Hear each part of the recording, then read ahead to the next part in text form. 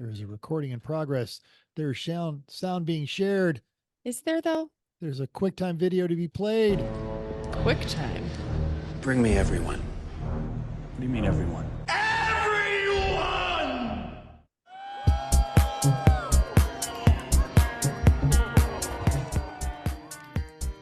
Welcome to Everyone Racers. It's a show designed for the world of low-dollar racing and oddball car culture. It doesn't matter what kind of limit champ Or Lucky Track Dog League you run. SCCA or NASA, we won't discriminate. as long as you drive it hard and built it yourself. Join us each week for tech discussions, Tips, tricks, as well as news and notes from the world of amateur endurance racing. And whether it's on the spot, hella sweet. Or we're lucky enough, and Chrissy, and Chrissy, I give you just the tip. we're sure you'll giggle a little. and learn even less.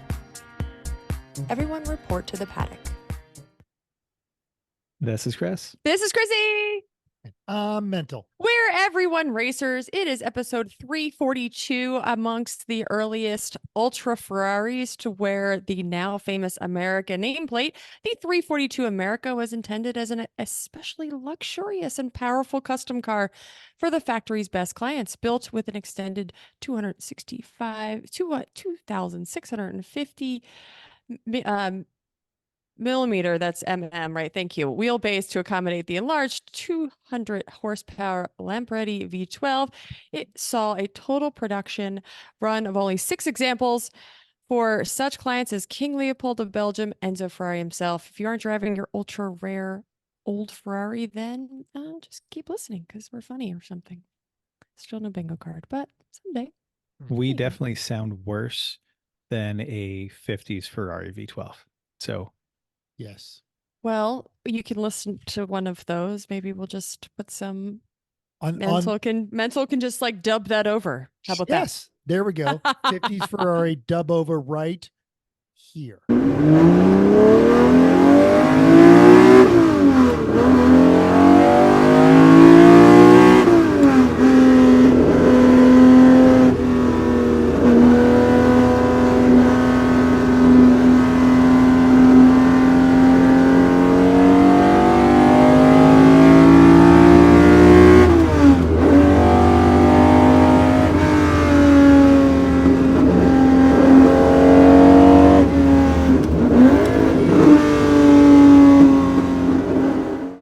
that? Okay. Wow. Okay, yeah, there we go. That was amazing, right? That was, excellent. sounded Yeah. fantastic. Wow. Yeah, yeah. That Oh, was if great. they only still sounded like that. Now they just are like electric and things. So let's move on. And what you working on? Mental. What are you working on? So Sunday out celebrating Cinco de Mayo with my missus, and I got a phone call from some mutual racer friends. Skip Barber suddenly got a short notice thing to instruct here in Las Vegas, and they needed some people. So yesterday we did setup. Today I was instructing, and I will be instructing again tomorrow in the parking lot of the Allegiant Stadium, and I am instructing for, and I had squished the zoom so the share screen disappeared for a second. These guys, behold, and we've talked about this. This is Zoox. This is the Amazon-backed autonomous robo-taxis. And so they still have to have human intervention drivers. They also have some robot modified RAV4s. So they wanted they have their staff working on that. So we have some low speed autocross and braking and threshold and introduction to ABS and a bunch of other Really? genuinely fun things. Huh. And as a part of this, I had to go pick up a rental car, which is, it's sort of lame, but it does mean it's time to play Guess the Rental. It's sort of lame. Now, is this Sorta rental lame. for use in these instructional exercises? Correct, which means that it is a 4-door sedan. Okay. Well, that helps narrow it down. And is this from a mainstream rental car place? Nothing special. Correct. Yes, a no, Turo. not Sixt or any of those guys. We went to the airport and got these things. Are they all the same? These things. They're not all the same, I got a different one because the one that they usually liked to get, they were out of because we rented all of them. And then this will be your other clue. They offered me a Nissan Altima, and I said I would like not Altima, please. Yes. Please and thank you. Okay. Next question is going to be the country of the brand. United States. Okay. I'm going to go Chevy Malibu. That's what You I would was be gonna say. Dead on. That's what I was Spot gonna on. say. Yes. Okay. I have one of what those did for work for a pool car. They're not as hateful as an Altima. They're okay. They are. The a turbo car. lag you could measure on a calendar. And Just they wait for also it. have moved on to CVT transmissions, which makes the turbo lag a little more annoying. But they've got keyless entry, decent stereos, and they're roomy. Yeah, you roomy? could do worse. You absolutely could do worse. An Altima, for An example. Altima. Right. Yes. Now, what And does what's everyone else funny- have? Well, so we have two Boos, two Camrys, I'm sorry, three Camrys, and then we still ended up with a Sentra. Mm, Yeah, Those poor people. exactly. well, maybe they don't know any better. Fair. And Well, what's the funny instructors is do. Oh, sure. Yes, yes, yes. the instructors were like, "Oh, we like to use the Nissan Altimas because of turbo lag and the Boos and everything." And I'm like, "I'm sorry, no. If you give unless you tell me you're you'll get an wrong. Altima, I'm not getting an Altima. I don't care if that thing makes my bed for me in the morning. No." Yep. Excellent. But it is it's great. I was meeting some of the West Coast instructors, and like all the rest of them, they're all frustrated. Brushes with greatness. The lead instructor has actually run LMP3 at Le Mans. Really? As a graduate of the challenge, or not the academy, the GT Academy. So, but yeah, And nice now he's folks. driving Malibus around a Malibu. parking lot in a corporate Wow. Well, gig. but he had literally just come from Hong Kong where he had done like some serious racing. So yeah, it's all about Okay, okay. Good. So yeah, All right. good folks. Add it to the resume. Something different. What'd you do? What'd you do this week? Let me tell you. So Well, it'll be it- well, interesting. yeah, Post up and some what's pictures. nice Are you is, allowed? you know what? I haven't taken pictures. We were kind of busy all day today. So, Yeah, but I just the what the feel staff is, looks they're all fun. They're all nice people, and they're not there to try and impress you. So they're all getting along, and it's it is a refreshing, nice, honest, team oriented school. good. Great. Post up a pic. Be interesting to see what it looks like. Those front tires are going to look great when they go back to. Yeah, they are. That's Well, a fun idea. Bring it to take the Because rentals out. it's a lot of low speed stuff, and I found, and people are going to laugh because they've already know this invention. There is a new thing called a drift pipe or a drift wheel, and it is a plastic, ultra like resistant plastic that mounts around a tire, and you could do it on both rear tires or just one, but it allows you to induce oversteer in a front wheel drive car in a very safe, controlled environment. What? And it still responds to corrections. And Skip Barber has a bunch of these. Well, that's fun. I think Yeah. So now we don't have to go steal the trays from McDonald's. Right. Because without all the electronic parking brakes, you can't really do e-brake turns or induce it with the e-brake anymore. So you got to do something else. Exactly. Yeah. Yeah. The story behind it, one of the instructors was part of the development process. There was a guy in Guatemala, and he wanted to drift his Volkswagen, his new Beetle.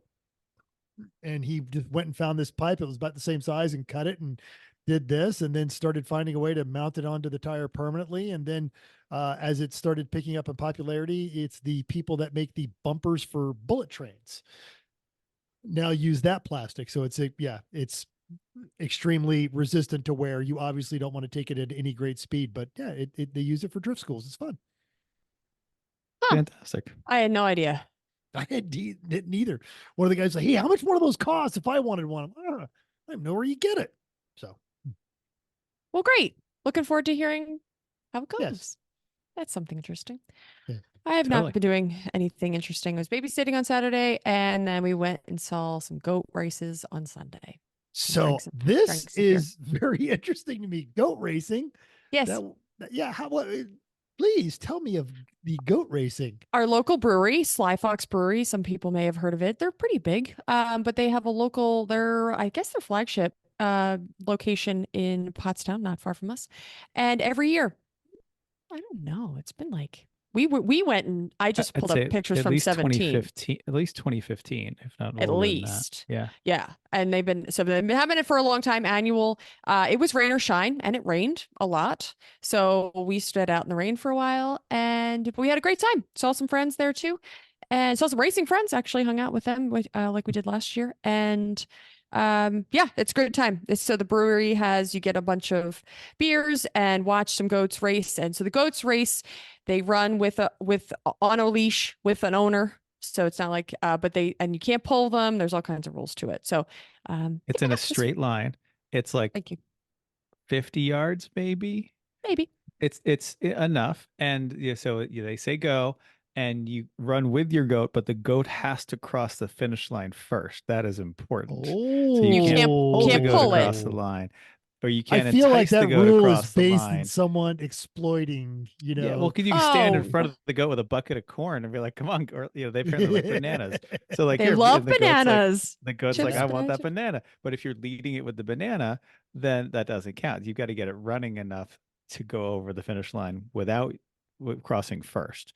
And all the And it's a bunch of heats of 5 goats, and it gradually works its way down. Good stuff. There's plenty of them are ornery. They're because they're hilarious. goats. Yep. Mhm. And so some of them you have to pull when the race is already over. There's usually one that says, "I'm not moving." Mm-mm. They have to, they have to wheelbarrow it off by picking Yep. its back legs up. They've done and that. pushing Yeah, it and walk forward. it. Yeah. So it was a great time. We had a good time. Regardless, it was raining a lot, but it was all good. Still fun. You walk around, drink good beer, look at goats, watch them race. It's good. Yep. Yeah, look at Yeah, goats. That's was just fun. funny. And support local. That's the better part. That's a good reason for it. Anyway, Mhm. I watched a great race too, which we'll talk about in a little bit. Chris was Yes, actually we working on a will. car though, so then that's better. I have been doing some car work. I got the Mazda bumper mostly done. It's been primed and painted and installed, and so that's all nice. It fits very nicely.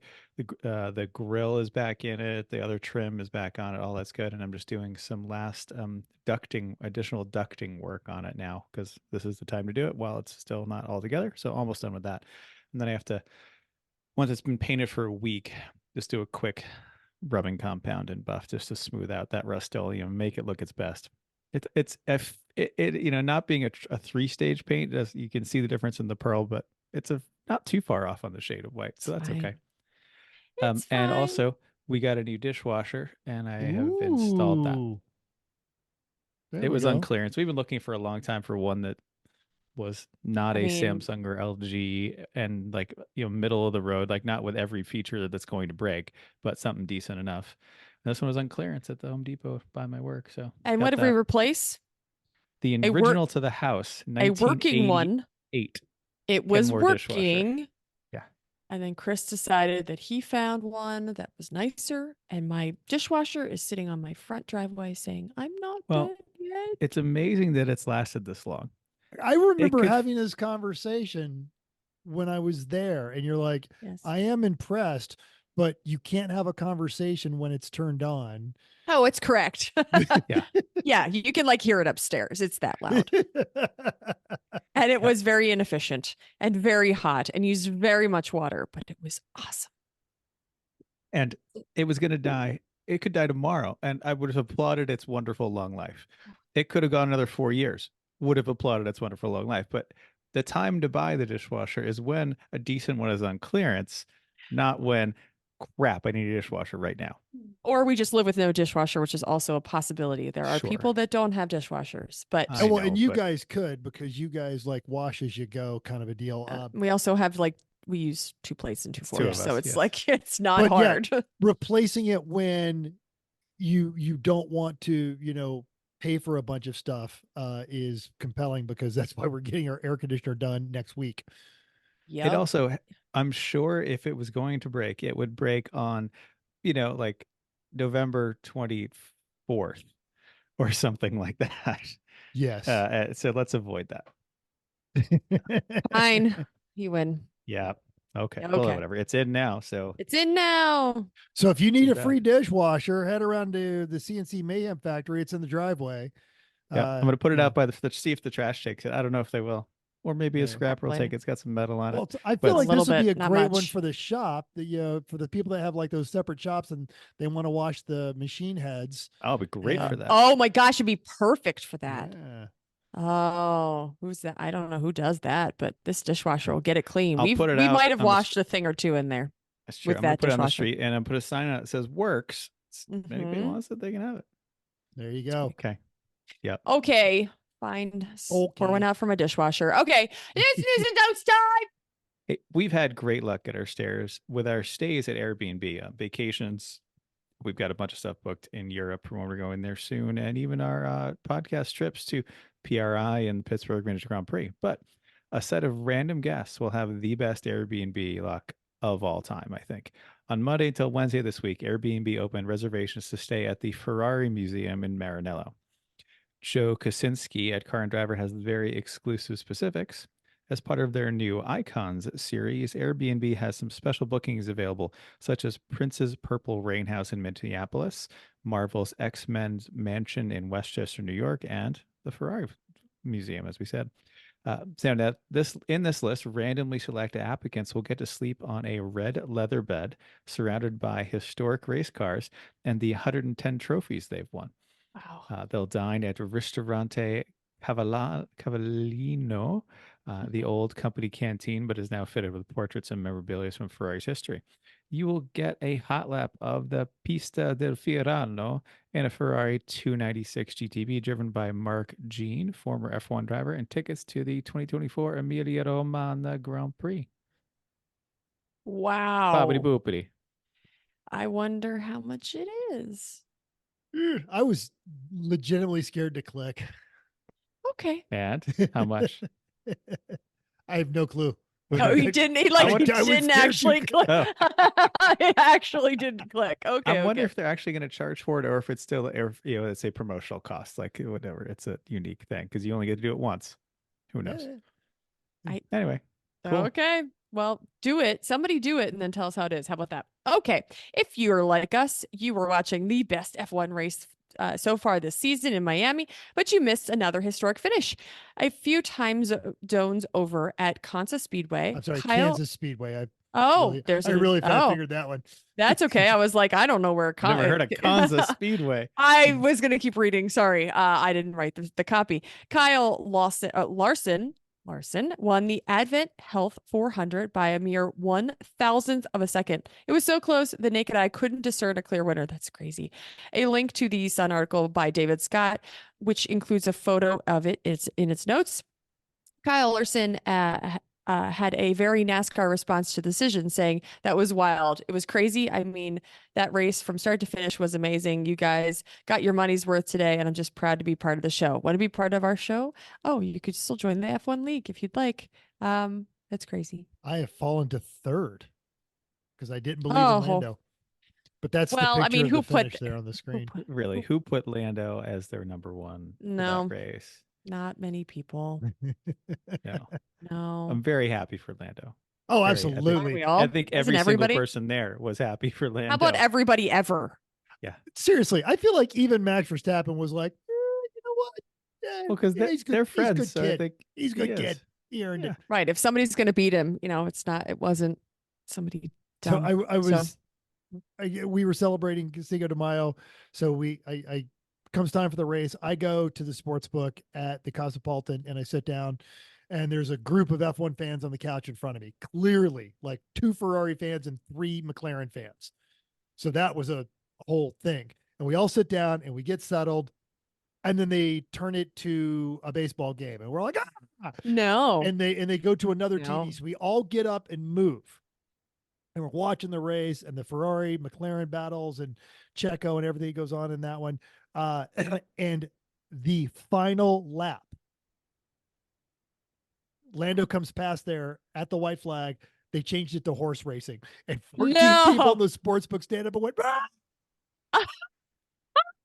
Oh, First non-Red Bull, non-Ferrari potential winner in 2.5 years, and you put it on horse racing, and someone clearly read got the that. crowd, please. Like, read the crowd. You have some animated folks here, and you had to wait literally, what is this, 30? 3 minutes. They Not right. even, At it was, max. and they got it back in time. But yes, it was a whole bunch of us like, are you, there's not a horse racing track anywhere in this city. And there's an F1 track 14 feet from where I'm standing. Come on. And obviously people that care about this, and how many, doesn't it have 95,000 TVs in this place? Like, or you the place that that's has not the the one I normally oh, go okay. to. This Oh, was, okay, okay. yeah. But yeah, they had 20 TVs, and then they have their own horse racing section of TVs behind all of No, that. For all no. the people on there. Do Yeah, not, it was you should someone not be a patron. Someone fat fingered it Or- and really immediately realized their Or you mistake. should find a new bar. That might be the answer. Because that's unacceptable. That's not Ah. showing care for your patrons. So, well, I feel like it was also a self-critiquing situation. Speaking of self-critiquing, do you want to dip your toe in collectors' cars? Do you want something that's going to beat that manual transmission Cadillac Cimarron at the Concours de Le Mans? Here is your chance. Jerry Perez over at the Drive has the Penske Collection's recently for sale of what he calls, quote, the lamest Indy 500 pace cars. Is I mean, there have been a lot of correct. lame ones. Wow. All right. So the first one is a 2002 Oldsmobile Bravada. And it is the that's the Indy car right there. There it is, and it's full Oh. regalia. 4-liter, Wow. 270 horsepower, inline six. It's only got 616 miles. All right, and there's that one. That is so bad. Like It it, is it so was bad. if It's it's so Corvettes bad. forever, it's like okay, fine, another Corvette or Firebird or something. But a Bravada, Not Like, even like oh. seriously, like you couldn't have gotten like the Trailblazer SS or something on that one.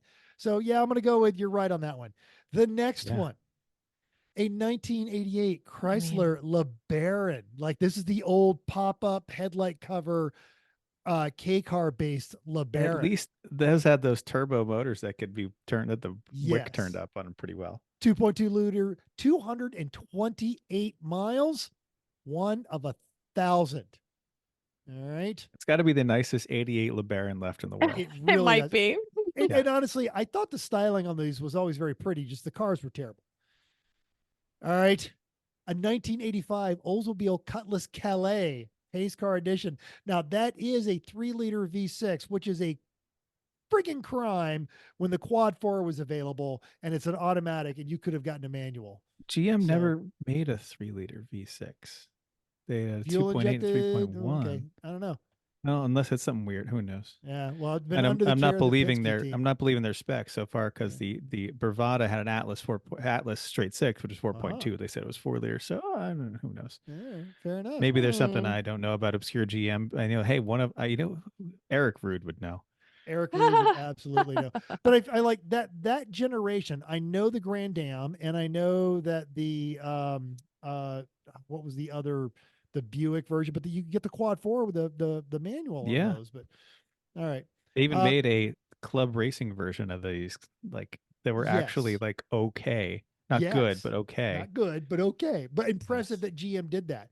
Now, I'm going to say that they're not all lame because they also had this 1979 Ford Mustang pace car. And that is a proper V8 Ford with a 4-barrel. It is unrestored, 1,600 miles. It doesn't have T-tops, but that's okay. And there we go, 4-speed manual transmission. We made all of like 150 horsepower at that 5-liter Exactly. too. And it made a bunch of noise. And the 1984 Pontiac Fiero Pace Car Edition. This has to Wow. be one of like only 2 that Jeff Hanke doesn't own. Excellent so- wheels. Wow. Yes. I have to say, I was wrong. GM did make a 3-liter V6. It was based on the same architecture as the Buick V6, so it's the smallest version of what is most commonly known as the 3.8. Oh. Who knew? There you go. It was All very right. rare, but they did. So all of those links and the auction itself will be included in our show notes. And if you buy one of those, let us know, because I think their Chrysler is pretty. You know, the Fiero, I like that one. I don't know. Give me that bravada all day. No, just kidding. I still think a Bravada would be an excellent Lemons car for somebody to do. And if you get a 96 to 97, it's the multi-port injection one with a new body style, but it still has the same transfer case and transmission as the Cyclone. So you basically could just use Cyclone parts to lower it and put massive tires on it. And then, yes, you don't have the turbo, but lots of things would bolt into it. But I think if you had it actually like not tragic 96 Oldsmobile Bravada as a race car, you could win whatever award you wanted. That would be fun. That But then you'd still have to encapsulates the make drive well-informed bad decisions. He just gave you the technical specs for a potential IOE winning car. and you still have to drive a Bravada. C. It doesn't matter. That's half the fun of it. I Mm. definitely Or didn't look you into could- it enough you when could we had an just- S10 already. Yeah, you could Mhm. put an S10 on top of the Bravada. It's funnier if it's a Bravada. Like is that's funnier. it's funnier, especially if it's in that nice green color that all they wear in They all came in that 1997. green color, the right? boxy ones. Yeah. That'd be great. Yes. Oh wow. Okay. Anyway, Okay. hey, this is relating to our main topic. We're going to talk about fiberglass tonight. So first, I got to ask everybody, including everybody at home, do you like autocross? Sure. Yes. Okay. All right. Great. Do you like boats? Yes. Not as much as you guys, but I can appreciate it. Okay. Great. Do you want to die by drowning or blunt force trauma? I want to say no, but my life decisions up until this point. I would also That's a say solid no. maybe and, for mental. So, and, go ahead. I've also been, and even our listeners have pointed out some of my questionable decisions as well. So I would probably say not my first way to go, but Okay. possible. Well, hey, on Racing Junk, they've got a jet sprint race boat. This is an A400 class sprint boat. And the copy reads, extremely competitive 400 class sprint boat ready to race. 407-inch dart built by Honest Performance. And this looks like it's a built up small block Chevy. Engine has 0 races on it since last refresh. Dyno and build sheets available. Dry sump, race pack data logger, all the best Oh of my everything. God. 8.5-inch Scott pump with spare impeller, spare parts trailer, race tech seats. Like this thing, it's a race car. It is. It has. In It fact, seriously it's has a gas bolstered. pedal. Yeah. Right, and it's got bolstered Oh, that's seats. It's beautiful. got like a steering wheel with a flat bottom and missing top. It's got a small black Chevy in the back with zoomy pipes sticking up out the back. It's completely Got a it's roll like cage. Actual race roll cage. seats. Actual race seats, like with Oh. the side wings for your head, harnesses, roll It's- cage. It's gonna try to make Sponsored you by a not distillery, so proper. die. Yeah. Oh That yeah. is- You're gonna Yeah. die. Yeah, you're gonna die. But like, oh, there's a video. Oh, There's a wait, video. oh my We goodness. have to watch the video. Oh, okay. I mean, All right. you've seen What- these things like on back when they had speed vision. You'd see this. That's right. Where is it? There it There it goes. comes. Oh, All right, so viewers, this is like basically a creek. This is like 3 feet of water carved out of Florida, and that there's no way that water's like this. It's Oh, autocross in canal. wow. It is clearly hand dug today. That is some brown muddy water. I can see why. they I use mean- Halo seats. That thing fit 30. They have some that are 4 or 5 feet. I mean, this looks kind of fun. I love the way Yeah. it goes through that particular part of the track. Thanks. You never see the back end of the boat move. He just goes straight through. Yeah. And it's fun when you see them go off course. They just kind of like bounce up onto the land until they stop. Clean And then run. they gotta go get them. Wow. This is what you do when you have And he nothing else continues to do. to shave time. Yeah. 41,922 on that go through. That That was impressive. Oh man. Okay. So, and this guy paid for or used our code. And Yeah. he's got 14 pictures. It's got a video. It's got lots of stuff. This is how you sell Yeah. something. This is in it's in the Pacific Northwest. It's in Washington State. And Oh, it I is was feeling like this was a southern thing. That's Oh, so it's- ring of Surprise. Florida, but you're right. Yeah. Yeah, okay, really. I was yeah. thinking yeah. Alabama. I'm feeling Yeah. like places No, that this is Which this flat it is part of currently Oregon in is basically Alabama. it's Washington State. It is 50 grand. It is not cheap, but this one seems like it is an above average is ready for example. you. I feel like that motor Wow. alone is 80 grand. Wow. That Ugh. was so much. Okay. That is Wow. awesome. I So- love that you found that, Chris. That's amazing. I See, oh, and that's what we talk about when you joy scroll. Right? We're all smiling. That's fun. I'm so glad that they paid. That was so worth the pro membership. It really was. Adding That a is- video. Wow. I'm good. Good for you guys. Not that we're gonna. All we're right. not gonna So find- hey, okay. check out Racing Junk. Tell them we sent you. And then if you find something cool, post it up in your social media with the hashtag RJ Joy Scrolling. Okay. Yep. I'm coming. Races. Lemons is at Gingerman for the Rust Belt GP. There's 96 cars coming Wow. to this, and get this, 5 BMWs. Yay! Which is all what of the ones in Michigan, I think. right. And I mean, two of that them I are think V8 swapped. I think that's our best BMW ratio we've had in a Wow. long time. I mean, Two of them are five- American powered. like that's 5.2%. That's a great ratio. 3 Miatas, 10 Hondas, and a Porsche.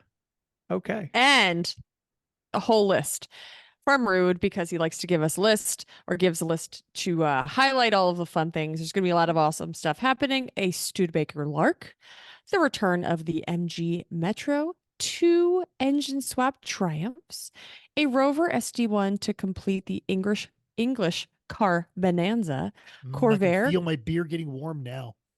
Corvair Cavalier or S10, who will finish first? The Corvair. An Opel GT that is probably completely and totally insane. 4 Mercours. I'm not positive, but I feel like that's an all-time record. He's not positive. What? A potential trash ton cup between Dumpster Fire Motorsports, Dumpster Fire Racing, and Garbage Red Car Motorsport. See, those are proper names. Don't use your name for a team. Use your attitude for a team Right? name. Great. Canadians with Lemon's first official Cobalt SS, the ever awesome 47 Plymouth, Well, a Mike. new team with a C3, a new team with a WRX, not LOLNB, Yeah, that's not the Bish crew.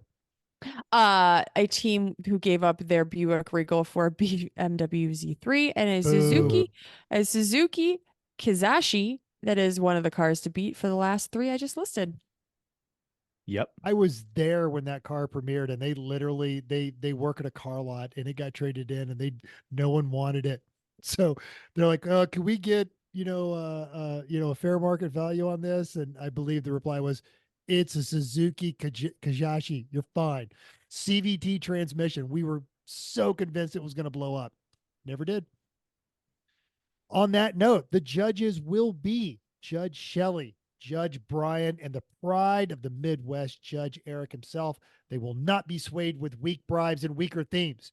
You better hit up Amazon right now, because I have seen Judge Shelley dispense justice, and it is merciless for anyone who does not even attempt a theme.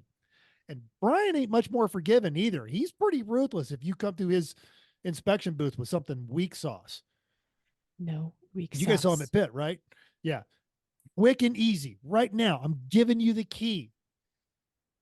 Get on Amazon, order a box of 50-cent tiaras and a box of little magic wands, and everyone just go be pretty, pretty princesses. I loved that game.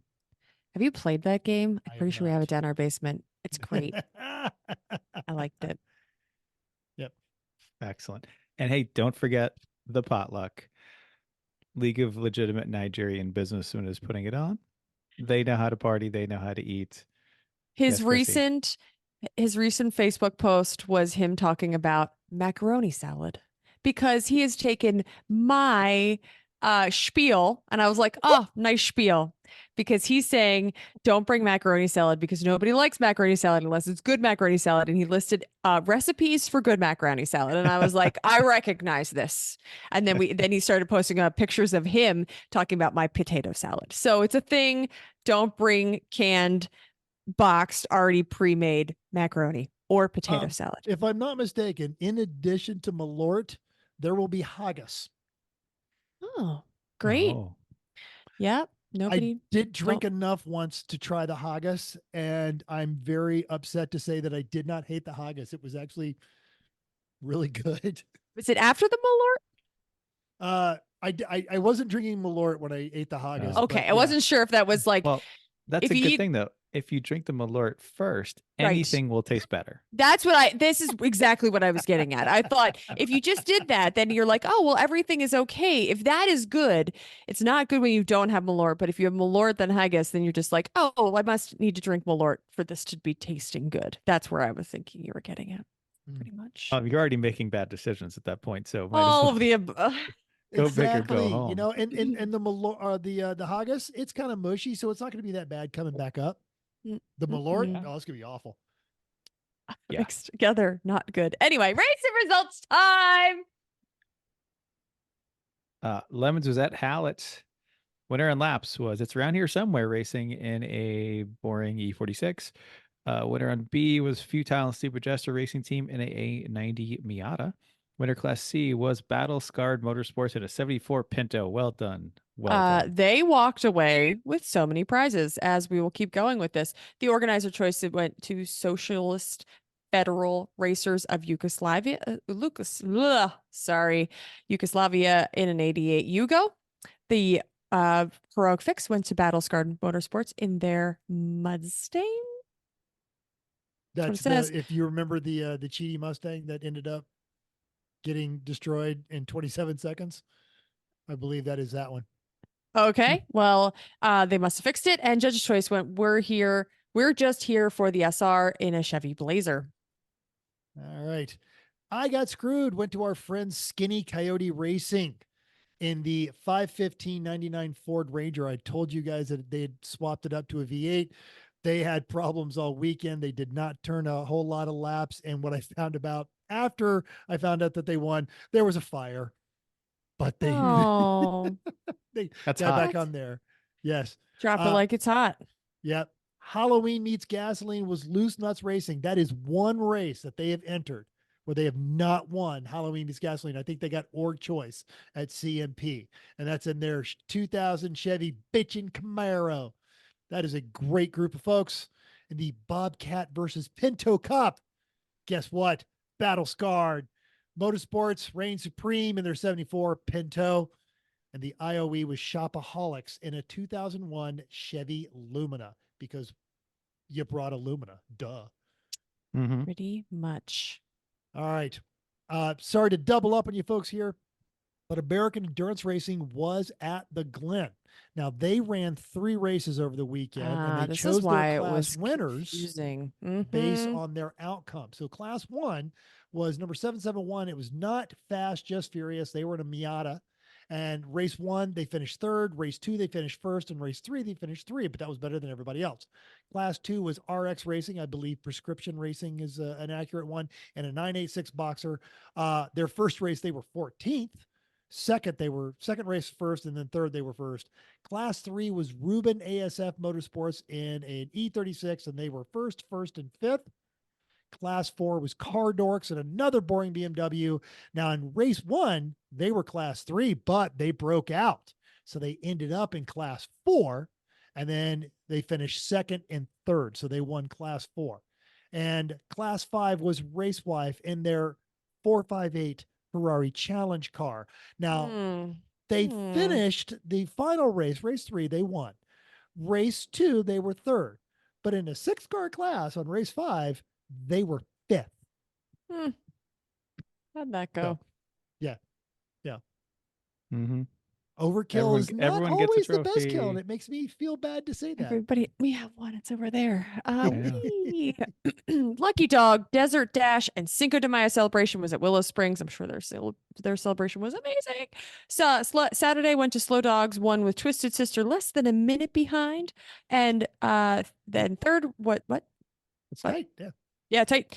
Third was Zip Tie Racing. There's 58 cars that completed on Saturday because we did not, or excuse me, competed.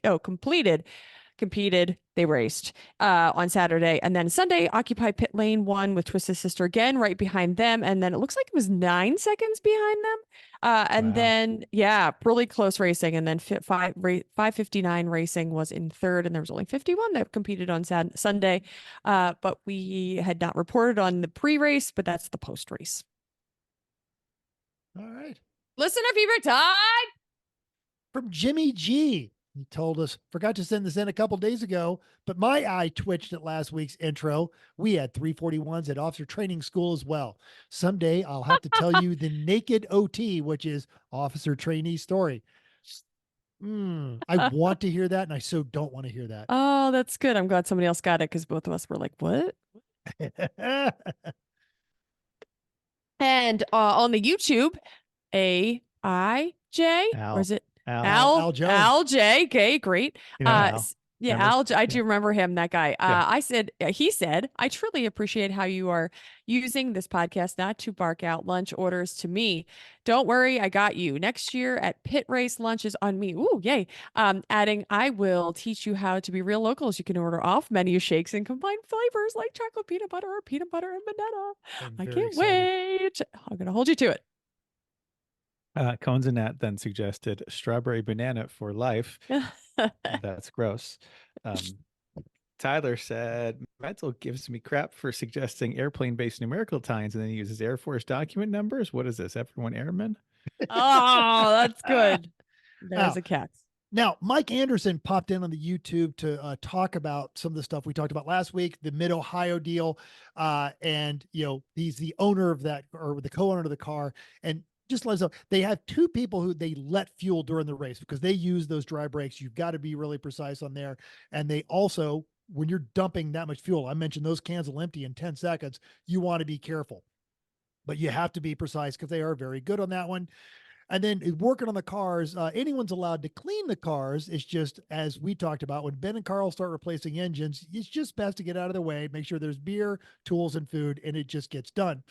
On their primary car on most weekends, they have Beamer Speed doing the after race prep, and they've got a system, know exactly what to check, what order they do it in, and who's doing it right. And he all ties this all into that old sign that everyone saw in the shop that says mechanics rates are $45 an hour, $55 an hour. I'll go to that shop. Wow. Yeah, $65 an hour if you tried to fix it, $75 if you have an idea how to fix it, and $125 an hour if you try to help. So that's what he was relating to. This is we talked about that one. WRL, very competitive series. I argue that the Palomar racing experience offers a premium experience at an unmatched price in that area, but they do have their folks. And that's why the lemons, why are you sitting around? You must be doing something or start drinking, mentality doesn't necessarily work at that level. You know who never tries to help and doesn't annoy her mechanic? I was gonna say, who gives her a premium experience. I feel like she's just feel going. Like she has that sign in her kitchen, baker's rates. She doesn't, but she should. That's a thing. Hello, Yep. Mom. Hello. Okay, it's my time. Are you guys ready to get itchy? I love it. I deliberately buried this at the beginning Why? of the show, what you working on.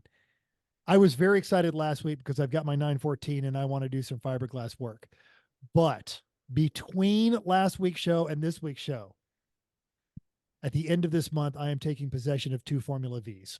So I need to know how to do fiberglass. Okay.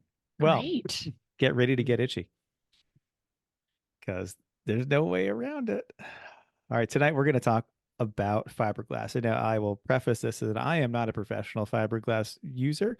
I am a hobbyist who has used this in amateur ways for like 20 something years when I have things that are broken, mostly boats. And that's where I learned how to use it. Back in the day, the best college job ever, I worked for a guy who was rich and had boats and were big, and he liked to have someone futz around on boats with him. So I got to do it, and I got to learn a lot about it, and I've used it on my own a lot of times too. And I find I use it not just for boats, but I use it for all kinds of weird things with race cars because it's just an easy way to do weird shapes and unusual things and stick things together. And I just used it. The reason we thought about this is I used fiberglass to fix the bumper that got all cracked and distorted at Pitt. So we're going to go through a fiberglass basics bit tonight. And if someone works for fiberglass a lot, they're probably going to catch all the things that I am missing or I'm not quite right at. But I think this is a good 101 to understand what we're doing with fiberglass. So please jump in with your questions as we go. You too. So let's start off with, what are the materials you need for fiberglass? And part one is you need some resin. This is liquid. This is half of what makes fiberglass. Really, fiberglass in general is you've got a resin and you have a substrate of glass fibers, hence fiberglass. If you were to use carbon fiber or Kevlar, it's basically the same thing. It's just a different substrate. So we're going to start talking about resins first. There's 3 different types, essentially, but only 2 of them are really ever used anymore. Vinyl ester resin used to get used. It really is no longer. Polyester resin is still being used regularly. And there's also epoxy resin. I am generally a fan of epoxy resin over the others. There are different reasons that people like the different ones. Epoxy tends to be more expensive and a little bit harder to work, but it also is a little more versatile and I think a stronger end result than the polyester resin, which is what most of the general boat builders use. So, you went really. So I'm going to mostly focus on epoxy resin because I also think it's a nice thing for the hobbyist because you can get the epoxy resin and you get a big gallon of the base resin, and then there are various different hardeners that you mix into it depending on how fast you want it to cure, which is directly related to the temperature. So if it's hot out, you need a slow hardener. If it's cold out, you need a fast hardener because it hardens up based on temperature. If you mix up a pot of resin and leave it, it's exothermic. You'll go and touch it later and it'll be hot. And as it gets hot, it's going to set up real fast. So temperature control is important. So that's why deciding which hardener to use matters. I'm going to shamelessly plug West System Epoxy because it's what I've used very successfully over the years. It was originally, there were some guys that decided they wanted to build boats back in the day, and they wanted to do it their own way, and they made their own set of epoxies and resins and fiberglass stuff to make their boats. Now, it turns out their boat designs weren't very good, but they were really good at these epoxy stuff and the boat building materials and stuff. So they stopped building boats really, and they focused on this other stuff, and it's quite good. And I like it because you can, like I said, you buy the gallon of the base resin, and then you get the quart of the hardener, and they come with little pumps. And so it's a 1-to-1 ratio of the pumps. So if you put 1 pump of hardener, 1 pump of resin, and you get the right mix and the right ratio. Like making the coffees, the fancy coffees with the pump stuff. Yeah. Is this available only at fancy boat shops, or can we find that on Amazon? Or It's on Amazon. Yeah. cool. Yep. And I'll later on I'll talk about some particular suppliers that I like for this kind of stuff. So that's your basics of the resin. It is like with epoxy, it starts off liquid, it sets hard. Okay, but resin itself, you can't just use resin to build stuff because it's brittle. It can crack. It doesn't have any strength to it. It's hard but not strong. Like concrete. You can't just kind of mix. If you can take concrete, you can put stuff on it. That's great. But if you try to flex it or do anything with concrete, it's going to fall apart unless it's got a substrate like rebar or mesh or something like to hold it together. Same kind of thing. Okay. So your substrate in fiberglass, we're going to talk about the glass fiber substrates, not the carbon fiber, not Kevlar, not any of those things. But I mean, you can use all kinds of things as substrates. Like car stereo guys use stuff like they'll make rings out of wood and whatnot, and then stretch like pantyhose around it to make weird, unusual shapes, and then wet that out with resin, and that'll harden up because it doesn't need to have much strength; it just needs to hold together. So um, fiberglass comes in essentially two different ways. One way is chopped matte. This is a whole bunch of little fibers of fiberglass all chopped up, like they put them through a salad shooter, and they end up in a sheet of varying thickness of lots of little bits of fiberglass. And if you had one of these sections of chopped matte, you could just grab it, a handful of it, and pull, and it'll come apart because it is just lots of little couple-inch pieces, all just very lightly stuck together. And that's good in that it's cheap for them to make and easy to make. And when you think about how it works when it mixes into the resin, all these fibers are going all kinds of different ways. So it's got lots of strength in lots of different directions. And when you're making it on the thicker side, especially, um, it all works out nicely in the end for how many different angles the fibers actually are. And it's cheap to use, and it comes in pretty thick sections too. So if you're making something bigger and stronger, this is giving you a good thick section. The other way you can buy fiberglass is in a cloth. So it is actually weaved strands woven together. It is you can grab it and pull it. It does not come apart because again, it is a woven cloth. It is much stronger.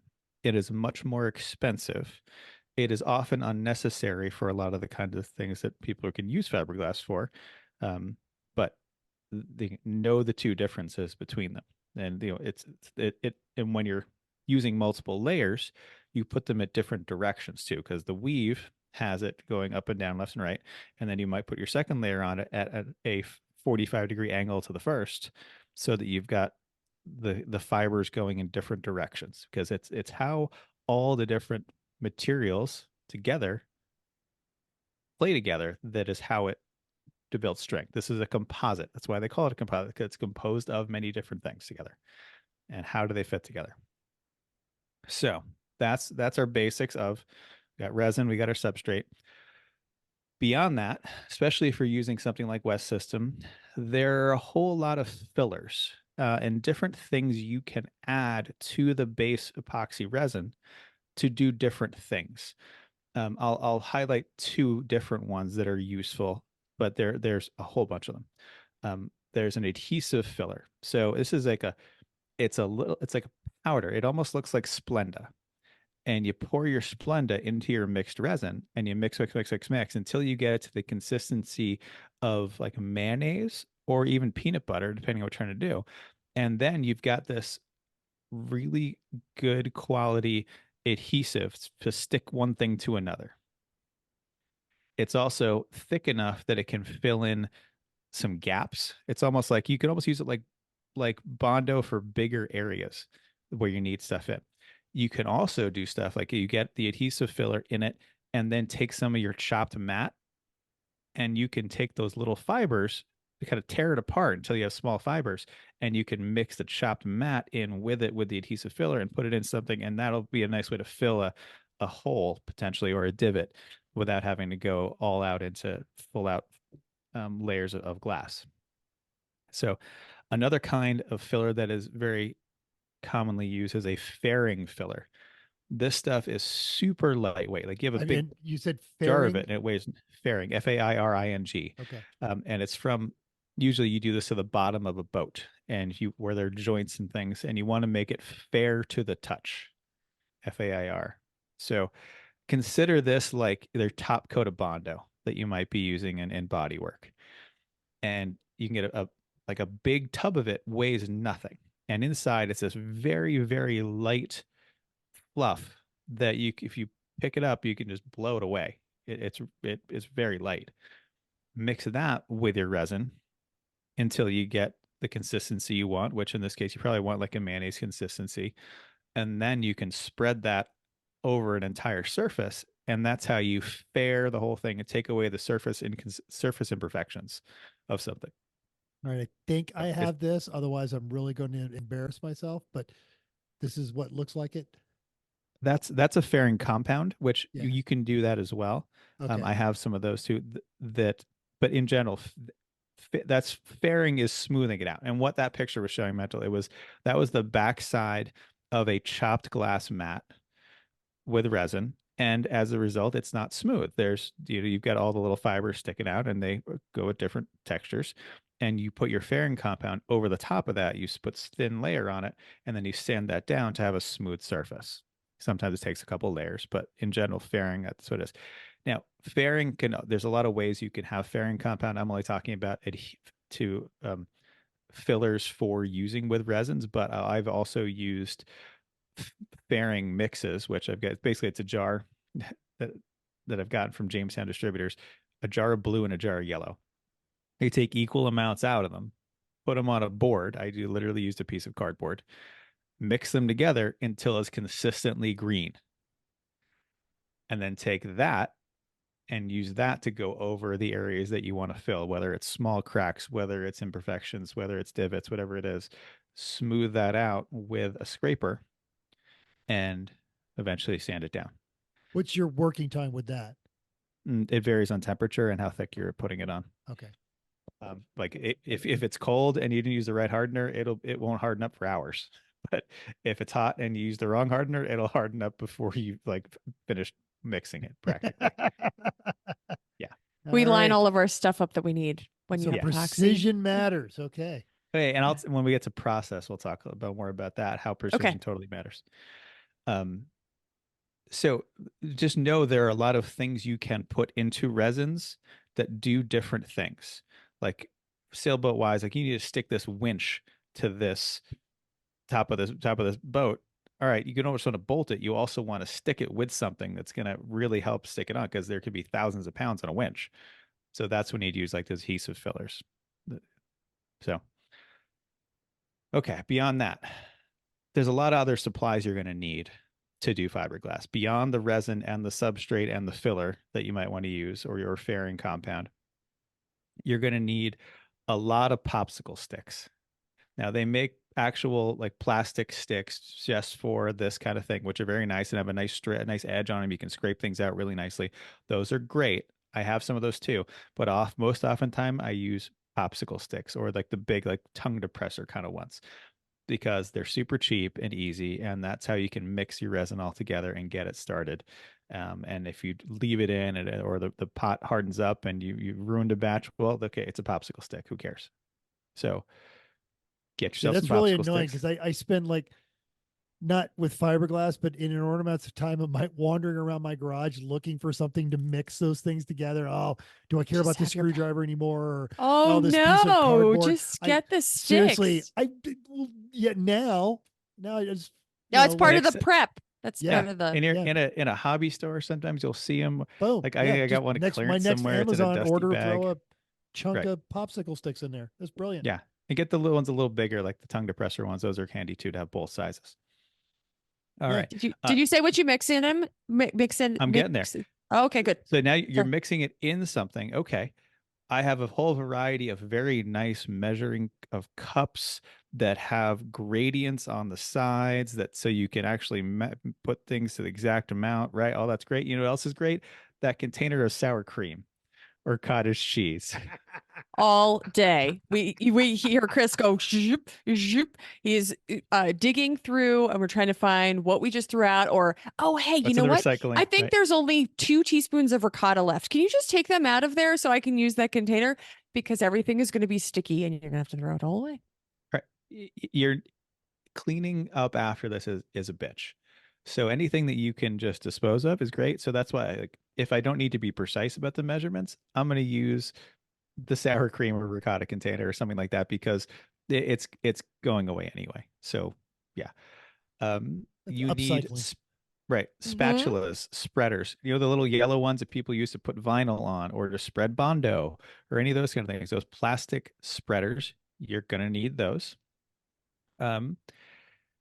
Rubber or latex gloves, you're just going to go through plenty of those. Paper towels and acetone. Acetone is what actually can clean up this stuff, and it's going to get on things. There's no way around it. You need I need a solvent for it, and acetone is the preferred solvent for all this stuff. Brushes can also work. Chip brushes, not the foam ones don't work very well, but chip brushes work for wetting stuff out. Trying to think what else I've used with fiberglass stuff. Sandpaper. Eventually, you're going to need lots of sandpaper. Lots of sandpaper. If you want to finish it. If you're just doing rough work, you only need some. I think that's about it for normal supplies. Okay.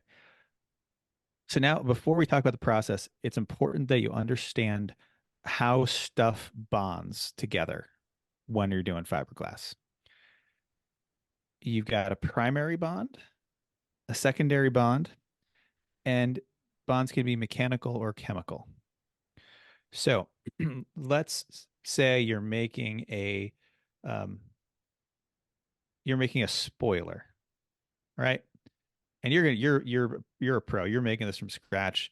You make the whole thing out of fiberglass all in one shot, one go, and it's all one piece from the start. All your layers, all your resin, all the whole thing. You put in a mold, it comes out, boom. That is all entirely a primary bond, and it's all a chemical bond because the spoiler's all there, all bonded together, all at one time. And that's it. Now, if you break that spoiler and you got to stick it back together, or you want to add on a gurney flap to your spoiler, after everything's all hardened up and all done, you're putting a new set of resin on. That's a secondary bond. And a secondary bond is never going to be as strong as a primary bond. So as much as you can do the first go around to have it all in a primary bond together, the stronger the piece is going to be. The more different times you layer stuff onto it, sometimes it's completely necessary. You have to do it that way. But if the more you do as a primary bond, the stronger it is. Okay. Also understand the difference between a mechanical and a chemical bond. Chemical bond is when the chemicals can work together and they play nice and they meld together and interact. And Bill's telling me I'm doing it wrong, but just understand that it's about how the chemicals are interacting. The other kind of bond is a mechanical. And the epoxy is actually, or whatever resin you're using, is actually working its way into an uneven surface to grip that surface. And I'll use the repair the bumper example for this. You can't just toss the epoxy resin onto the bumper because it's a smooth plastic. You've got to grind it down enough that it's got teeth so the epoxy has something to grip into, because the epoxy can't make a chemical bond to the bumper, to the backside of it. It has to have a mechanical bond. So you need to grind it up and rough up the surface enough so that it has something to mechanically bond to. That's all understood? All good? Yes. Now that because you're talking about a fibrous material with a chemical bonding thing that is basically looking to grab. So you can't. It's the epoxy. It's if you put the epoxy on a smooth surface, what's holding it in place? Nothing. Right. It'll come right off. It's kind Right. of the same thing of scuffing something before you paint it, or at Exactly. least before you prime it. Yep, exactly. It's very similar in nature. But just remember that a primary bond is stronger than a secondary, and you've got to have an appropriate mechanical bond if it's not a chemical bond. So, okay. Yes. Let's go into the basic process. And I'm going to use two kind of examples. I'm going to talk about like a hole in your boat. So we've got a fiberglass layer that's got a hole in it, banged up against the dock or something. And I'm going to talk about the bumper repair, because I think that's a really useful thing for the kind of stuff that our listeners are dealing with in this. Okay.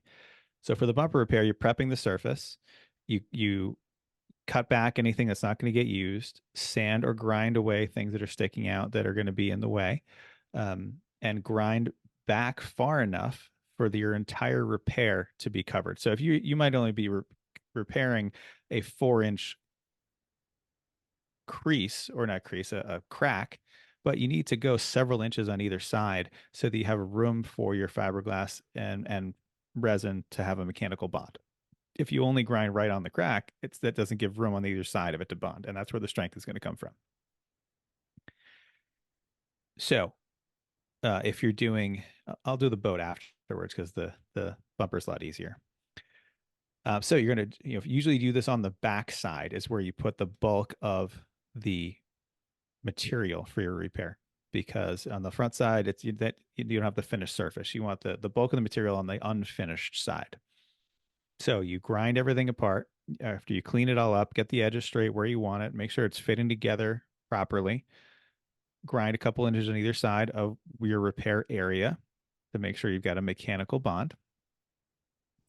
You now have to prep all your ingredients, because once you start, you basically can't stop it, because you want to do as much as you can to get everything done in a primary bond together. And that's what Chrissy was saying earlier about have your stuff already laid out. Yeah. Okay. So for the bumper, for example, I had it all shaped correctly. I had ground the crack so that it fit together as well as I could get it to fit, the little heat to get it to flex it to be in the right spot. Okay. I had used a grinder when I actually used a grinding flap disc on an angle grinder to cut into the plastic of the bumper on either side to get a good mechanical roughing up of the surface for good mechanical adhesion. Then I took, this time I used chop mat as my fiberglass. I didn't use weave. I used the chop mat. Pull apart Right. stuff. Yep. Okay. So I took literally chunks of it and then pulled it apart, or you can use scissors, but scissors don't work pretty well. So then just made chunks of it that were the right shape and size. If you're using weave, use scissors and just cut it to be the right shape and size. And typically what you want to do is you want to have a beveled surface. So if you're the finished side, imagine a bowl, a very shallow bowl. The finished side is on the table where the bowl is sitting on.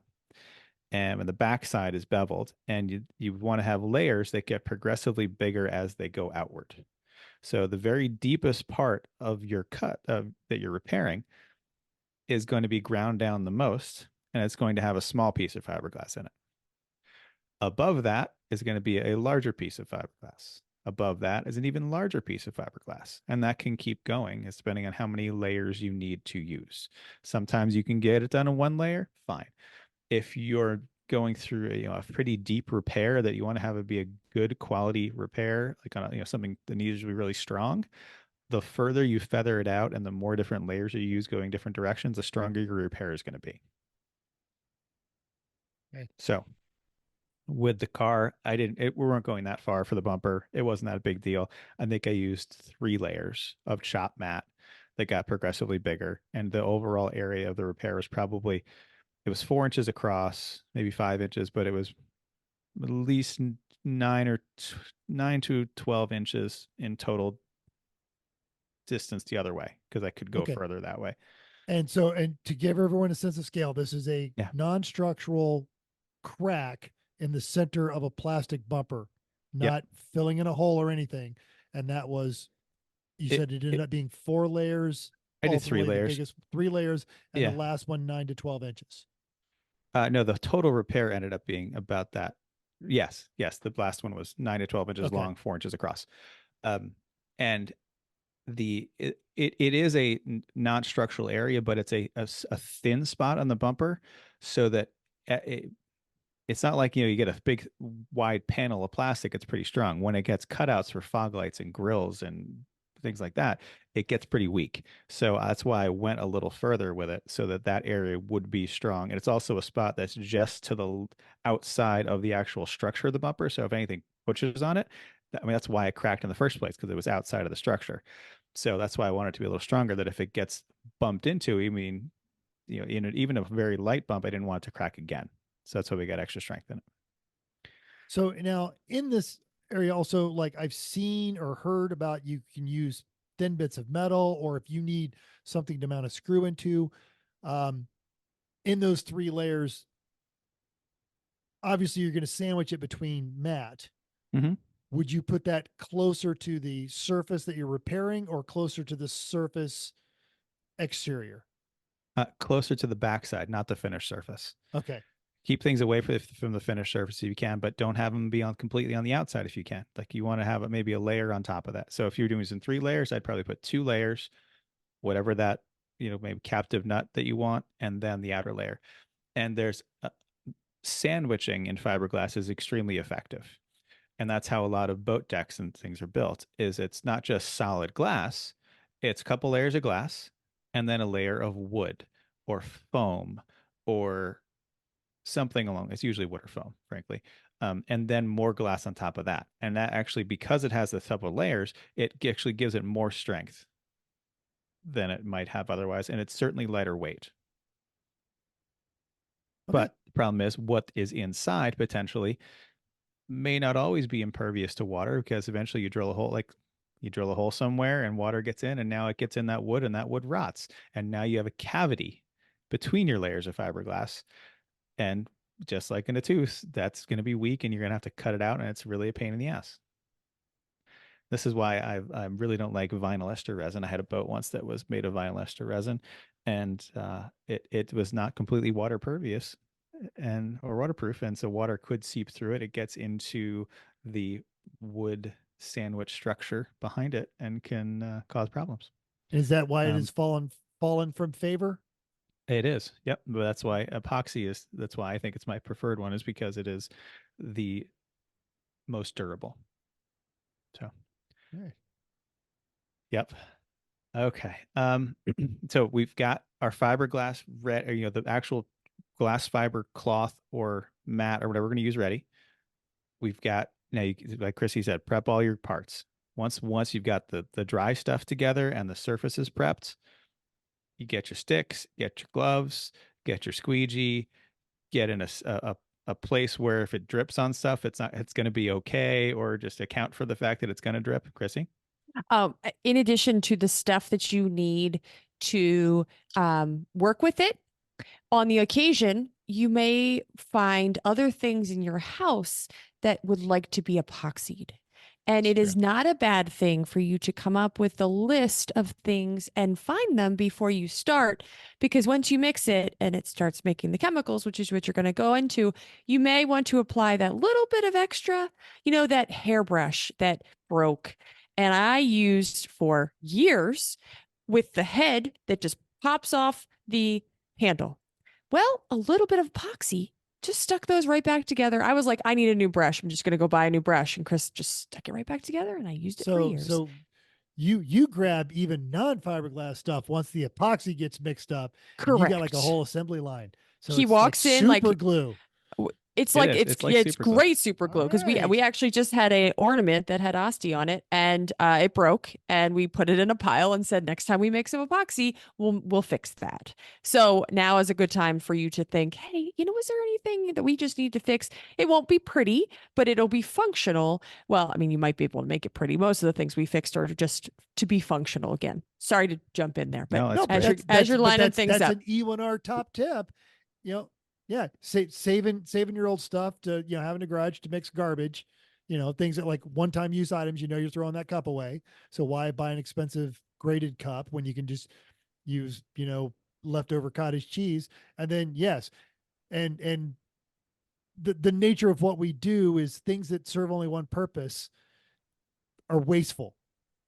You're always going to have some left over, like a little bit. There's always going to, even if it's just some scraping down the sides of the container.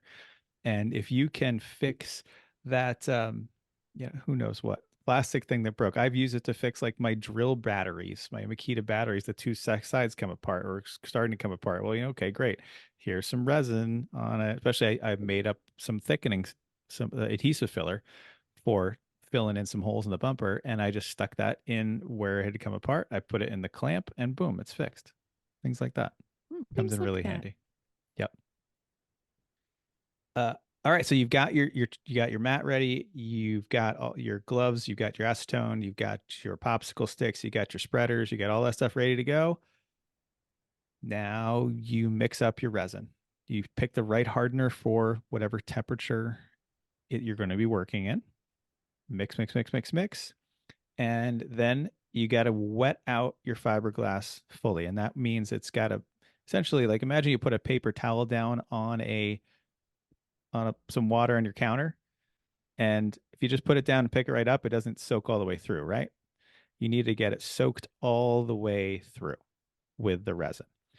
You can do this if you're doing a bigger batch of something. You can actually just dunk the resin in, or dunk the fiberglass in the resin, pick it up out, let it drain a little bit, and use that.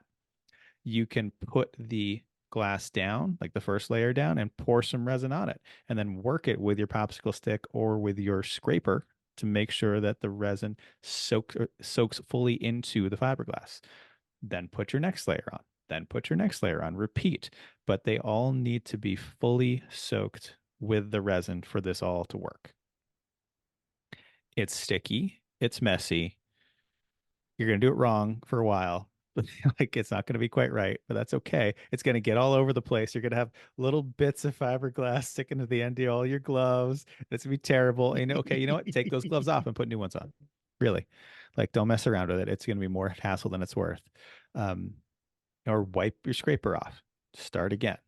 Like, or not start again, but try to clean it up, smooth it out.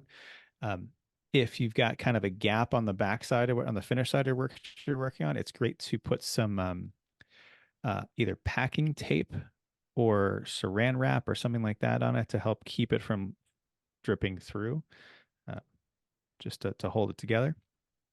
And so just wet the fiberglass all out, smooth it all out. And this is important. You have to push it down and get all the air out of it. If you have air gaps between stuff, you have just broken your primary bond. It's not actually bonded together anymore because it's air. It can't bond to air. So you'll hear about vacuum bagging composites. That's when you literally make a composite, probably in a mold, and you put it in a bag and apply vacuum to that bag so that the bag sucks down to the piece to get all the air pockets out of it. You're going to have air pockets if you try to do things that are sharp radiuses, usually, if you can't pull on it really. But you've got to get the air out anywhere you possibly can, because that's going to be a weak point.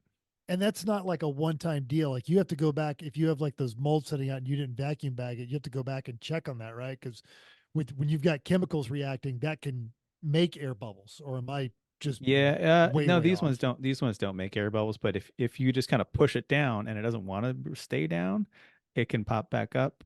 So you could even use some sacrificial things to put a tip of a popsicle stick on there with some weights on it or something just to hold things down. But if you have enough resin and not a terrible shape, you can just do this with your technique. Okay. So, now I'll use the other example, like fixing a hole in a boat. You got a hole in a boat. It's in the side of the boat. Okay. You might say, oh, I'm just going to clean up the edge of this hole and fix that. And that's going to be, if it's a big enough hole, it's not going to work at all because it needs to spread out to have a good quality repair. If it's a small, it's like a divot, it doesn't go through the fiberglass. You can probably get away with something like we talked about earlier with using a structural filler with some bits of fiberglass mixed in it, all pushed into the hole. Mix that in, put it over the hole where it protrudes just slightly from the outer surface. Put some saran wrap over that, wait till it dries, then you sand it, and then fair it, and then you can paint it. That's for a little divot. That feels like a Bondo kind of. It is. It's almost. but it's a much stronger Bondo. Okay. Now let's say you put a hole in it, and this hole is like bigger than a golf ball. There's a hole there. You need to now start grinding fiberglass. And grinding fiberglass is just terrible. It is awful. Cover as much of your skin as you can. But no, what if it's very hot? Should I still cover my skin? You should try. I know the answer to this question, and the answer, having not worked with fiberglass like this, but worked with insulation, the answer is even more so when it's very, very hot, because your pores will open and that crap will get into your pores and itch you for days. Yeah. Yep. Actually, not itch you, actually irritate. Yep. Like and yeah. Oh yeah. So here's a top tip for that. If you've got it in your skin and it's hot, do not go take a hot shower to get it off. But I want to. Cold water. Yes, you do. But I you know. don't. Cold water, because the cold water closes your pores up and it kind of squishes the little bits of glass. It's just literally there are pieces of glass in your skin. it'll squish the piece of glass up out with cold water. Hot water opens your pores up and it falls in deeper and takes away longer to clean up. So cold water rinse after fiberglass. So, all right. So now you're grinding. You're grinding a spot, and you're going to grind a spot that is probably at least 4 times as big as the actual hole that you're trying to fill. And it's going to be beveled out. So it's going to be ground down pretty far down by the hole, but by 4 times, if it's a 2-inch hole, 8 inches away, it's going to be very light. And the reason is that because you're going to layer your fiberglass in there, and it's going to be the most layers in the hole and gradually less as it goes out. And if you're expanding the repair area, it's actually going to be a stronger repair. So you'll start off with a piece that just fits in the hole, and then a piece that's a little bit bigger, and then a piece that's a little bit bigger than that, a piece that's a little bit bigger than that. And it depends on how thick the material you're working with. How if you're using a mat, how thick the mat is, or if you're using a cloth, how thick the cloth is, as to how many layers you're going to need, and gradually build it out over that area to fill in that hole. And it might take 2 layers, it might take 8. Depends on what you're using and how and the repair. But you want to have this same technique though. Get all the fiberglass, the substrate cut and done first. Get the area fully prepared and cleaned too. I forgot to do that. After you grind it, you've got to clean it. Wipe it all down with acetone, because if there's dirt and contaminants into it, the epoxy can't stick to what you're trying to repair. It's got to be So clean. even though you've roughed the surface, it's got to be clean. Yep. So Got it. I would say blow it off with air, but Chrissy doesn't like that. So just You're blowing Especially tiny little not irritating bits of vacuum. right fiberglass around. everywhere. right. So vacuum with a good filter, and then wiping it down with epoxy, or not epoxy, acetone. Wiping things with acetone is never bad with this kind of stuff. It just cleans it up. So now if it's in a vertical surface where you're worried about it running once you put it on there, because great, I put all this stuff on there. It's got fiberglass, it's got resin, that's all still kind of liquid. That's going to sag. So if you can put it so that it's horizontal and it's not going to sag, great. Other than that, you've got to hold it up, which I'd recommend using something like saran wrap with a lot of tape on it to hold tight, to hold it so that it is not able to sag as much. But just know that it is still liquid. It's going to sag. So try to have it horizontal. And is that one of those things where you have to sand it, then redo it again? You don't have to read the whole thing, but you're going to have to sand out. Otherwise, you're going to have a big lump in it.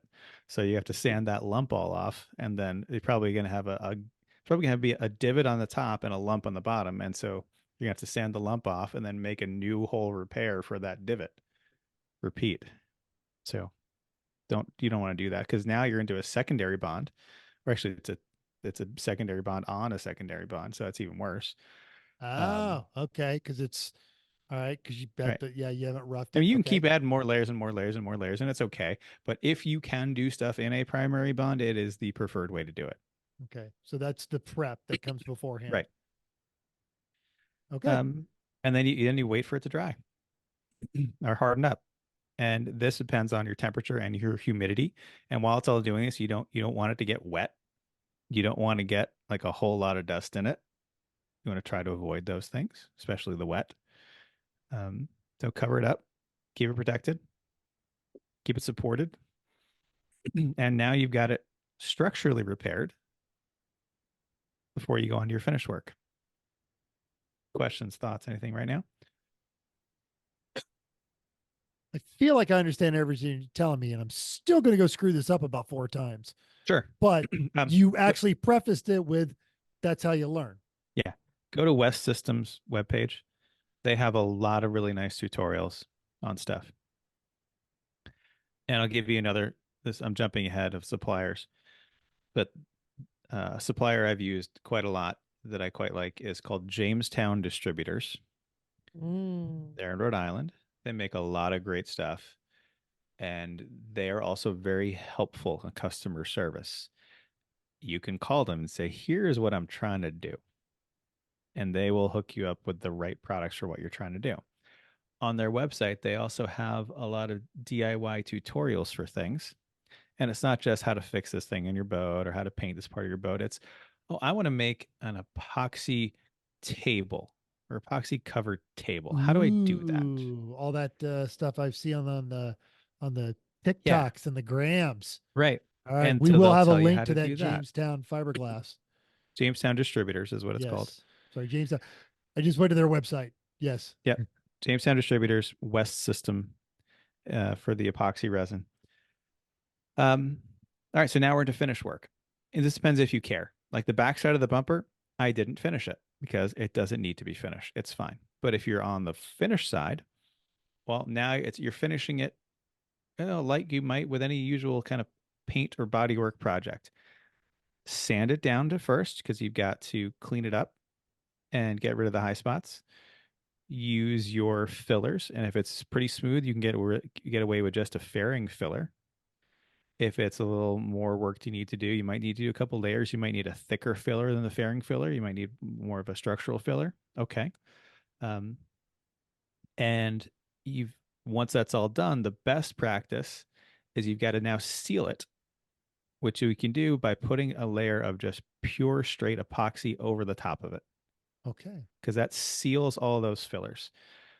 For a lot of stuff we're doing, it's probably not necessary, but this is the best practice to do, is to seal it all with just a thin layer of straight up epoxy.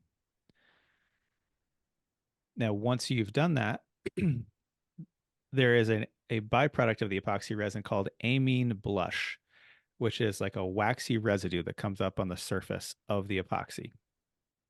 And you got to remove that if you want whatever you're going to try to paint onto it to stick. And the best way to do it is with a red Scotch-Brite pad. Huh. Okay. And water, and that mechanically removes the amine blush layer from the epoxy resin. If you don't really care about painting over it much, or you don't really care if it sticks that well, don't worry about it. But if you're doing it on the bottom of a boat, you absolutely need to do this. It does help though, because sometimes whatever you're painting over it or whatever you're applying over it might not be particularly compatible with it. So maybe it wouldn't be with the fillers, maybe it wouldn't be with the epoxy itself, but some kind of sealer over the top of that. And you've heard of like epoxy primers, like for bodywork. That's a Yes. great thing to put over the epoxy resin. Or you could use the epoxy primer over the filler like you would for bodywork. But somehow you've got to get some kind of sealer over the top of that. And I'm generally a fan of epoxies because they don't harden up until you mix them together, and then you have your time to work. But then when they're hardened up, they harden up well, and it's a chemical hardening, not a drying. The drying doesn't ever seem to work as well as a chemical hardening. But that is still like temperature, environment Mhm. dependent. Mm-hmm. Okay. Yep. Anytime you get those, it's going to be somewhat temperature and environment dependent. Okay. I mean, same way drying is you spray Rust-Oleum on something, it's going to dry faster if it's hot and dry than if it's wet and humid. Okay. Yes. Yeah. So once you've got it sealed, whether it's whether it's using resin or using an epoxy primer or something like that, then it's in the typical layers of sand, check, apply more, repeat. That's how it works. If you want a really nice surface, like when we did the Whaler, it was many layers of checking it, and then you're using guide coats with your sanding to make sure you didn't miss anything. You got to fully sand it all to make sure you got that good mechanical adhesion for the next layer and to knock down the high spots, etc. But yeah, grinding fiberglass is tragic. It really is, but sometimes necessary. And there's been so many things that we've repaired with fiberglass over the years that are that are car things or house things that I wouldn't have thought of. I would have known how to do. Well, Except how that I many used to times did do the boats? well, and not your going in the water boat, but your racing car boat? That only got crunched in the nose a couple of times, but yeah, we did have to put it back together once somewhat, and we didn't do a very good job. We just made it structurally sound. It was a little droopy. That's what those pictures were from. That was Yeah. Jeff's way old house putting the boat nose back together. Yes. Yeah. All right. So suggested materials and suppliers. We've already talked about Jamestown Distributors. They have a line called Total Boat that is typically very good. But basically, most of the stuff they sell is going to be good quality, and they have good customer service and reasonable prices. West System Epoxy can be bought anywhere, and there's all kinds of stuff. It's not just the resin; they have all the fillers and different things you can use with that, and great instructions on how to use their product. And another place I like to get marine stuff in general is called Defender. That's it. Defender.com, like the Land Rover. They have very good prices on a lot of marine things. Ooh, yes. So those are the places I would suggest you use for this. But it can be incredibly versatile. It can be incredibly useful. And this is just the basic stuff. If you really wanted to get fancy and make quality parts, you have to make molds. And the best way to make a mold is with a good piece. So like say you wanted to make let's do this real quick. Say you want to make a fiberglass hood and you want to do it right. You'd take your stock hood and you'd put a whole bunch of fiberglass over it and make a mold of what the outside of the hood is. And then you do the same thing on with the underside of the hood. Now, because you're laying fiberglass on top of that to make the mold. Yeah. What do you put between the good piece and the fiberglass you're laying on top of it so that it doesn't stick to forever? it? Yeah. Yes. Some people use literally layers of packing tape. But there's a lot of products for this. It's called mold release compound. So you'd smear the mold release compound on it so that it will come off when you're done. Okay.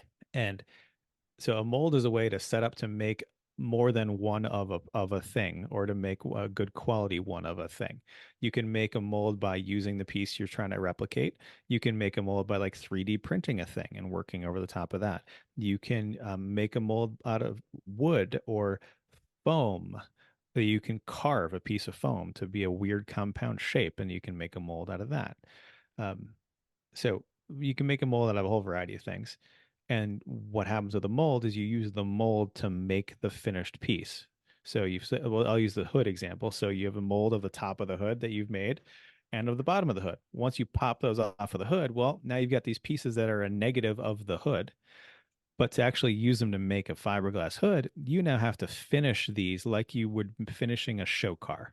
They need to be perfectly smooth. They need to have the creases all in the right layer. So you're going to be using lots of different layers of your fillers and your fairing and your epoxy, and you're going to seal it, and it's got to have like a perfectly smooth finish on it so that the piece you're making actually comes out of the mold without destroying it. And well, the piece you're making will have a nice smooth finish, because anything that's in that mold, if it's got a crease in it, great. So does every part you make out of that mold. So It's incredibly time consuming to deal with molds, but it is the best quality work.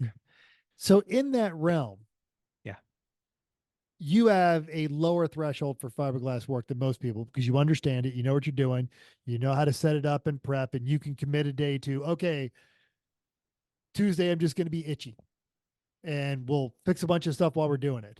What is your threshold that you would make a mold for a race car part? It depends on how nice you wanted it to look. You personally, and for one of your race cars. I probably wouldn't ever. Okay. Because if it's and that is like an answer. Yeah. Yeah. Like especially if I was doing something very custom, like I had a very custom front bumper that I wanted to make, that is where I might do it. Like because if I had a weird bodywork shape and a weird aero need, and I had kind of made it, but I knew it was fragile, and if I ran in a series that it was likely to get damaged again, and I thought this is important, and there's no other good way, that is the time I would do it, because it's a huge pain in the ass, but it's a way to make better quality products. And once you have a mold, you can make the thing again fairly easily, but making the mold is a real pain. Yeah. And if you're going to make the thing, you'd make like 6 of them and then put the mold away. Okay. Yes. But if you have a mold, you can make the thing again. But once the molds are destroyed, it's never going to be the same. Not quite right. But if you have the mold, you can make a lot of them the same way. All right. Okay. And so do you know enough to be dangerous now, do you think? Oh, I don't need to know that much to be dangerous. I know That's a true. lot more. You were than dangerous before this, but yes, I was very dangerous. No, but I do understand a lot more of it now, and having it kind of explained in a 3-dimensional thing. Cause I just thought, I remember watching a documentary of Ed Roth, who kind of like led the charge on fiberglass as a custom material. But he also did not lead the charge on safety. And ultimately, that's part of one of the things that killed him. Is it was a brand new material, and they were sanding it and smoking while they're doing it, kind of a deal. And he was literally molding it with his hands to get the shapes that he wanted, and then he would sand it down afterwards.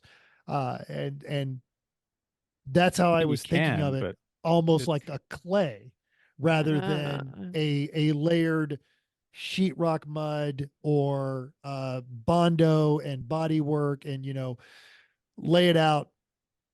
And except with all the without prep work between the layers, you want to have all those layers ready to go, and then you build it up as it is all going there, and you're still gonna the doing the thing is easy. It's 90% of the prep work, and then the other and the finish 80% work. of it afterwards is the finish work. Yeah, the structural part of the actual fiberglass substrate and the resin doesn't take very long and isn't very hard. It's getting the surface ready to do it. And that's getting all the probably pieces where ready. most idiots like me Right. And then it's the just it's cut the it finish out. work. Finish work after that is what kind of quality do you want it to be? How do you want it to look? Yeah. And that's in your finish work. Because you which did can actually take- do something on the boat, and it just didn't turn out the way you wanted. You ripped it out and did it over on your Boston whaler. I remember it was It something on happens the floor or sometimes. something. Yeah, happens sometimes. Yeah.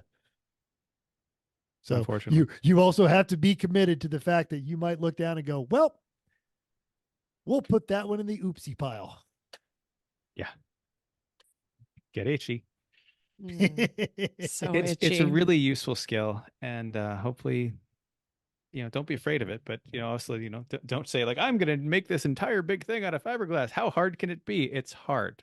Yeah. Start small.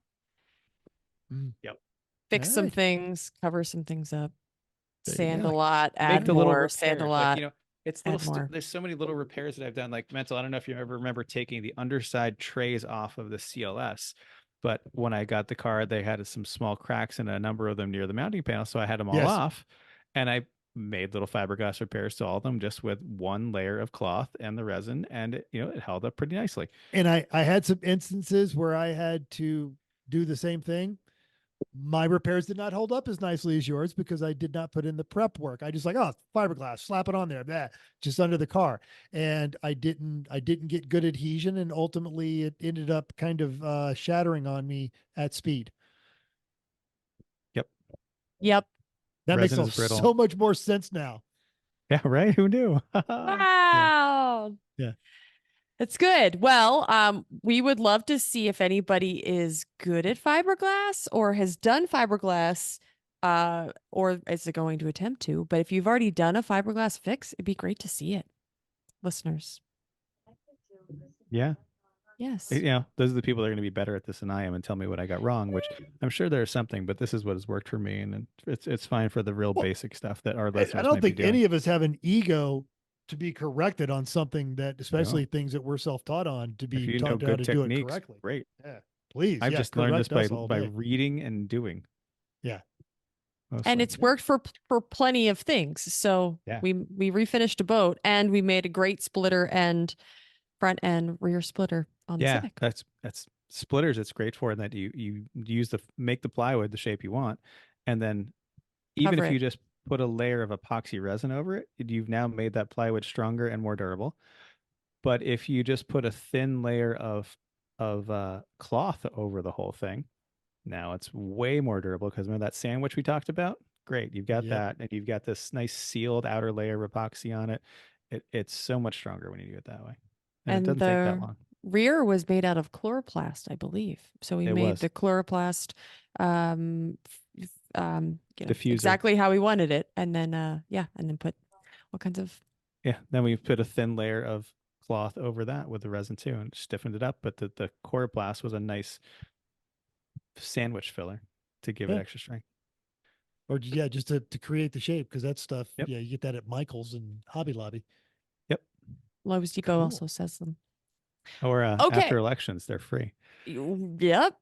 And people are happy for them to go. Then you just have to deal with whoever's on your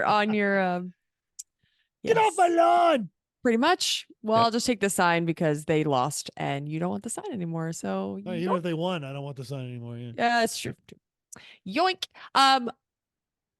So I think I don't know that we need to talk about all of this for just the tip, but I think we talked about a lot of it. Mental, thank you for adding this. It's just a tip. Really just the biggest thing on here. We talked about making sure that you're wearing clothes in the picture that you will see on the front page of this episode. Is Chris and I, and Mental flashed it up there. Chris does not have a long sleeve shirt on. I do. Pretty sure it was hot. Pretty sure it was gross, but my arms probably weren't as itchy as Chris's were. So No, that's I knew huge. what I was getting into. I made a well-informed bet decision. Apparently you did. I mean, it was all over her face and it was just awful. But the bigger thing is what Chris alluded to about not blowing it around and in those pictures, we have respirators, like actual respirators on, big air ones, not a dust mask and not like not a not going to the grocery SBA, store right? in COVID. Right. Yeah, No, we yeah. have like legit ones on. And it helps and it's necessary. So And making sure that you're wearing. and it's not just going to irritate your lungs; it is going to physically make you sick. Like you're going to be bedridden if you start inhaling this stuff. I would say with the amount of stuff that Chris, when you're doing if you're fixing a hairbrush, probably don't need a respirator. If you are making a front nose of a boat, probably if you're doing a whole lot of work after if you're making a splitter or a diffuser and you're doing a whole lot of grinding after that, it's definitely going to be a good answer to do. Make sure that it's blowing away from you and try to do whatever you can. So get that mask. And that's as part of the stuff that you're not with like working with fiberglass, but I've made myself physically sick with fiberglass insulation.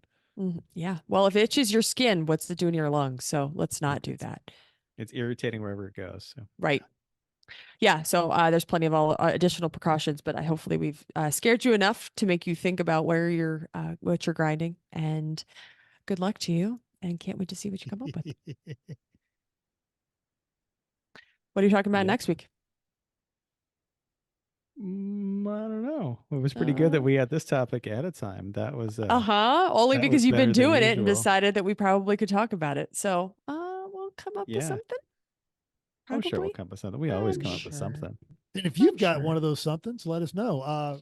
Always. Al Jones also threatened to come on the show and talk about why it took him 6 years to start doing lemons and the 4 cars that they didn't finish in the meantime. So, how not to do it. Follow our social medias this week because I am driving back from Oklahoma in my new free for $1 truck. Free for $1. Fantastic. What? Yes. Oh no. We'll hear about that Okay. later. Anyway, Can't wait. thanks for downloading us. We hope you enjoyed this week's edition of Everyone Racers. Hope you're going to join us in the world of driving, racing, building, and being itchy because everyone can destroy a boat, even you.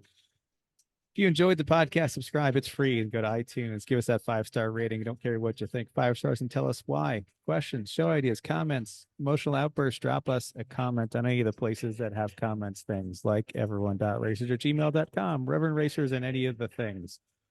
Text Mental pictures of the things you've ruined with fiberglass at 484-243-0455.